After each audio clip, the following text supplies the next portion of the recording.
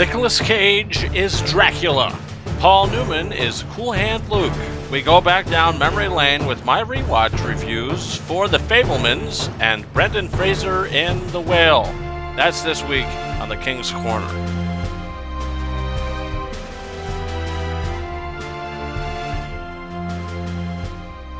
What's up, guys? Thank you so much for popping in to this week's episode of The King's Corner. We were gone last week because, well, guess what? I had a baby. Me and my true love. Is that sappy? Maybe it is. We had a baby after a long pregnancy. So if you follow me on Instagram, you'll have seen photos of him. But yeah, so wasn't able to get to the theater. And guess what? Wasn't able to get to the theater this week either. The great idea was to go to the drive-in. So thank God for drive-in movies. We're able to take him, and it's more personal, and we can change him right in the car or do whatever we need to do, not in a movie theater with a bunch of people. So I think, it's the best option. And this week, they were playing Super Mario Brothers and Renfield. So, of course, we went to see Renfield because we already saw Super Mario Brothers and did a review for that, which is up on the channel now, and a spoiler review. So the experience was great. I'll say that. The picture, the sound, and everything. I thought it was just a really good experience and really casual and just great. And I can't wait. We're going to be going to the drive-in probably once a week now, to see. I'm going to see whatever new releases come in. But regardless, you're not here to hear me talk about my life and my plan. You're here to hear me talk about one of these movies, and maybe it's Renfield. Starting with Renfield, we're talking about Nicolas Cage. One of his dream roles was to play Count Dracula, and here he is playing Count Dracula in Renfield, where Nicholas Hoult plays Renfield, who is the slave almost, the servant of Dracula. And I think this movie, the trailers, I thought were okay, but I thought it really looked like a super B movie, which is exactly what this is. Awkwafina is also in this. She plays a cop. There's a whole side plot going on in this film with the crime lord family that they try to interweave into the overall plot of the story. That sort of stuff falls flat. Didn't care about it. It was entertaining to watch what they were doing and all that. Not a huge serious thing going on, but they do try to interweave it with the plot, give it a little more juice, a little more beef, and not really too big of a fan of that stuff. I don't think it worked. I don't think it felt very interesting. It was just kind of cliched. Oh, you got the crime family, and what's going to go on with them, and Awkwafina is out for them, and she's got a past with her father, who is the cop, and her sister, whatever's going on. All that stuff falls flat. But where the movie is the strongest is the relationship between Renfield and Dracula. Nicholas Hoult is fantastic in this movie. This might be my favorite role of his. He was great in The Menu, and he was great in that Tolkien movie. But this film, he's so charismatic, and I thought he was great. It's probably my favorite role of his. And Nicolas Cage, he is fantastic as Dracula. He's not in the movie as much as I would have hoped. He's in maybe 50% of the film, but he is a supporting character. This is called Renfield. It's not called Dracula. So, just because Nicolas Cage was that good, I wanted to see more of him. But it totally worked with the role that he's given. I'm not saying that the character's like underwritten or anything. I just think I wanted to see more of Nicolas Cage because he is so good in this. And, this is probably my favorite performance of his in a very long time. He is so good in this movie as Dracula, and I am just going to rewatch this just for his performance. And Nicholas Hoult as well. Also, Awkwafina. She annoys me sometimes. Here, I thought she was great. Love the character. There is that more serious dynamic with her as a cop, and I really enjoyed that. Nicholas Hoult's, his personal dilemmas, what he's going through, meeting the Awkwafina character, I thought it was all very sweet. I thought the action was great. Totally a B movie feel to it. The over stylistic action I thought really worked for the film. There's a lot of slow motion. There's blood, guts everywhere, like an overabundance of it, but it worked for the tone, and that's what they were going for, and I did really appreciate that. So look, in the end of the day, Renfield, it's a fun movie. It's not a great movie, but if you want to go see this movie, I think you're going to like it. It gives you what it markets itself as, a fun B movie, and it's something more than that. So Renfield is a 3.5 out of 5-star film. I do recommend it. Next up, we're talking about Cool Hand Luke. This movie released on 4K Blu-ray last Tuesday, I believe. Never seen it, but obviously I collect all these things: the 4Ks, the Blu-rays, the steelbooks, whatever. So I said, why not? Went, picked up Cool Hand Luke and watched it. And now that I'm looking for some extra material to review, well, guess what? I'm going to talk about it. I'm going to talk about Cool Hand Luke for a little bit here. This is a story of Paul Newman playing this guy named Luke, who is he's drunk at the beginning of the film. No, very light spoilers if you haven't seen it, about the beginning of the movie. The story of it. He's drunk. He's doing stuff with the police meters. He gets arrested, and he's taken to the road prison where he has to basically do a type of community service with all these other guys, and it's like a terrible boot camp almost that he's sent to this prison, and he's got a spirit of not backing down, and he's just the resilience of the human spirit.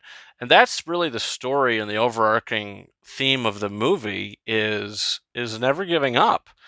And this is a guy that always is cool, calm, and collected until he's not, until he's completely broken down. And this is a movie that's been out for a very long time. If you haven't seen it, I would watch it. Paul Newman gives a very subdued performance. There's one scene that he is excellent in towards the end of the film. You'll know it when you see it. He's really, really good in the movie. It's an Oscar-nominated performance.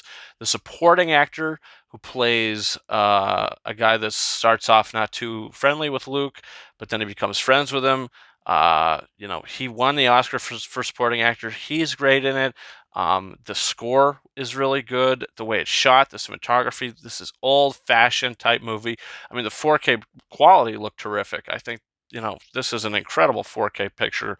And if it's going to be involved in my list for the top 10 4Ks of 2023.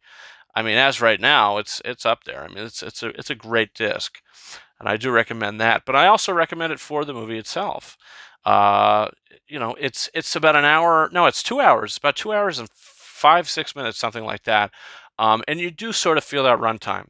It does feel a little long, and it does get a little repetitive slightly. But if you could get past that runtime, this is a very solid movie about just the human spirit. That Unbroken movie that Angelina Jolie did, very similar. Just you're this guy, you're fighting through, and you're doing what you got to do to live your life. And what he goes through in the movie, I did appreciate. Also, he is the cool dude. He's the guy that wants to do stuff. He wants to stay busy. He's going to take the dare to eat 50 raw eggs, or not raw eggs, the hard-boiled eggs. Can he do it? I hear the story that Paul Newman actually ate 50 eggs. I don't know if that's true or not. It's what I read. It's what I heard also. Um, so a lot of great scenes. Just really down to earth, good film. And I did really enjoy Cool Hand Luke. And I'm giving it a very strong 4 out of 5 stars. And I do highly recommend it. It's out on 4K Blu-ray right now. Now, next we're going to be talking about The Fabelmans. I did review this when it came out, and it's probably one of the first episodes of the King's Corner that I did. It's when I started doing the review show. But when we were out having the baby, we were in the hospital for a couple nights, and they had a DVD player. So I had a craving to watch it, so I said, hey, let's get a DVD of The Fabelmans. So we watched it at the hospital like twice. And this is something I learned with The Fabelmans. This is a movie that gets better and better each time. Once you watch it, you might be like, okay, that was okay. You watch it again, it gets even more powerful, and it gets even more strong. Obviously, this is a story of, based on the childhood of Steven Spielberg, the teenage years of Steven Spielberg, and what he goes through. Just watching this movie, knowing what happens, but continuing to go on this journey with this character it feels really raw and it feels really emotional. Gabriel LaBelle is excellent as Sammy Fabelman, and the family as well. Michelle Williams, at first when I watched it, I thought she kind of overplayed it, but then if you read about Steven Spielberg's mother, if you see pictures of Steven Spielberg's mother, the haircut she has is basically the haircut Michelle Williams has at the end of the movie. Uh, it's very similar, and he dedicates the movie to his parents. If you say for the credits, it says for, I believe his dad's name is Arnold, and Leah, whatever his mother's name is. He dedicated the film to them because it's based on, his parents, and you could tell that he loves his parents and he gives his dedication to them. So I love that stuff and I love that aspect of it. But also when he's at school, he's getting bullied. He meets the girl who, whoever that actress is, she's doing a very good job. Uh, this very religious kind of character.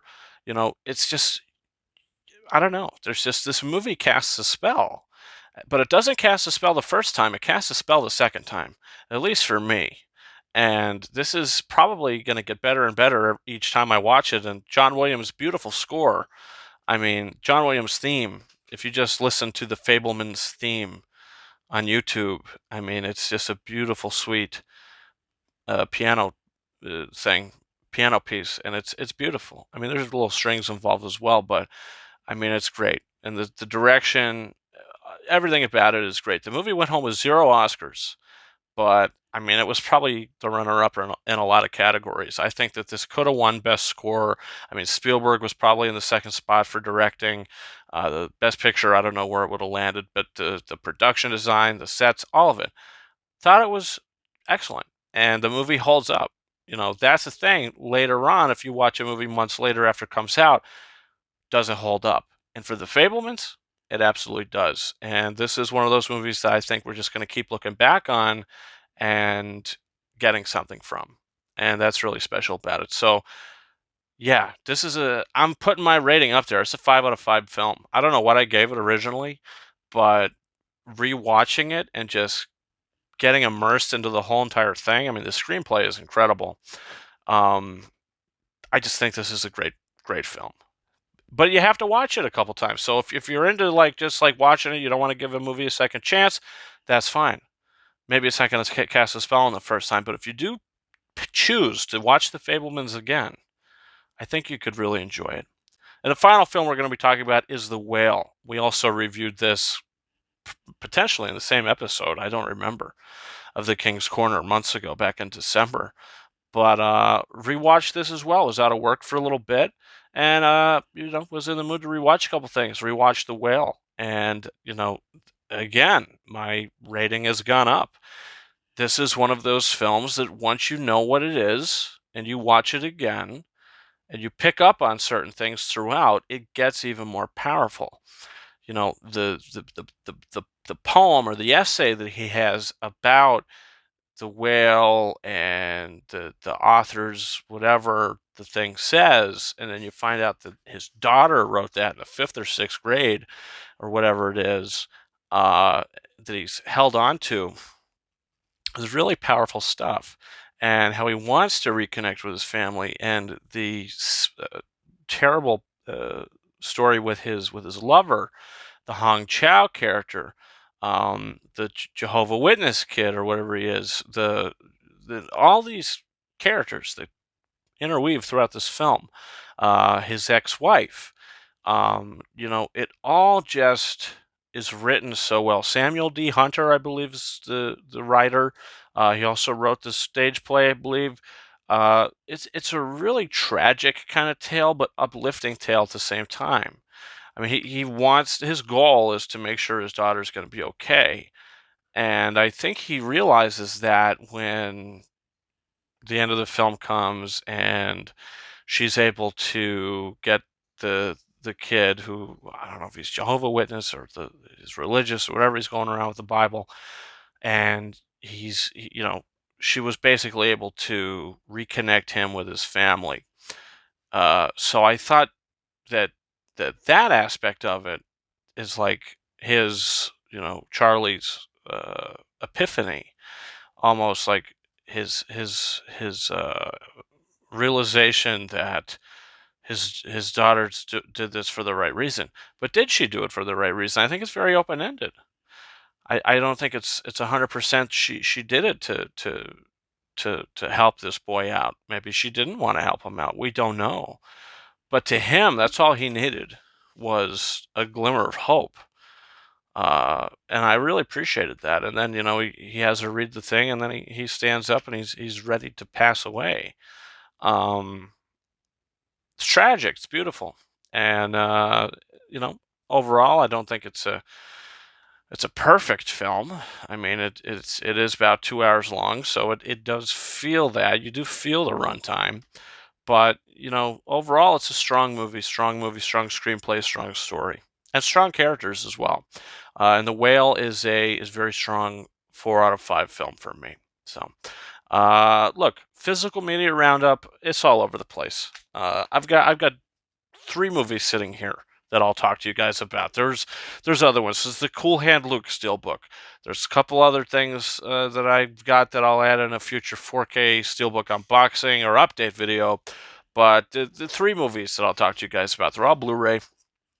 2 of them from Universal. It's The Cocaine Bear, which is just a stupid fun film. This is a movie that, is exactly what it's marketed as, stupid fun. And if you expect anything more, you're going to come out disappointed. And it's on Blu-ray now. Marlowe, which is an extremely good noir detective film. Liam Neeson is very good in this movie. He's playing this detective who's just trying to solve this case, and it's a very good movie with great production value. I mean, I would put this up for production design, costume design at the Oscars next year, but it's a movie that's probably going to be forgotten, which is a shame. And finally, a movie that wasn't forgotten, was nominated for 2 Oscars, is Living with Bill Nye. Davy Jones himself. Great film, really, really great film. Moving film, heartwarming film that is also on the list for me to rewatch. When am I going to be able to do that? Not sure, but it's certainly on the list. So, yeah, these movies on Blu-ray now. So, guys, that's it. That's this episode of The King's Corner. Comment down below. Did you watch any of these films we talked about today? Do you plan on seeing any of them? Let's talk about that down in the comment section. Also, don't forget to hit that subscribe button for future episodes of The King's Corner. Next week, look, I don't know what's coming to the drive-thru. I don't know if they're going to get the new Evil Dead film. Maybe I'll have to wait till 4K or Blu-ray with that. Not sure. We'll see. But regardless, it's the 40th anniversary of Return of the Jedi. They're putting that out in theaters next week, so I think that's going to be a big one. And that's something we're going to talk about next week as well. So regardless, we're going to talk about it. We're going to review it. So, yeah, we'll see. Also, our weekly live show, we give a lot of these digital copy codes away in the form of trivia, live movie trivia. If you are interested in that and you're new to the channel, hit that subscribe button. For every Wednesday around 2 p.m., 1 p.m. Eastern Standard Time, somewhere around there. We've got the live show. You can follow me on Twitter, Ranking72, and on Instagram at KingArises131. That's been it for me. Thank you so much for watching this episode of The King's Corner. And until next time, over and out.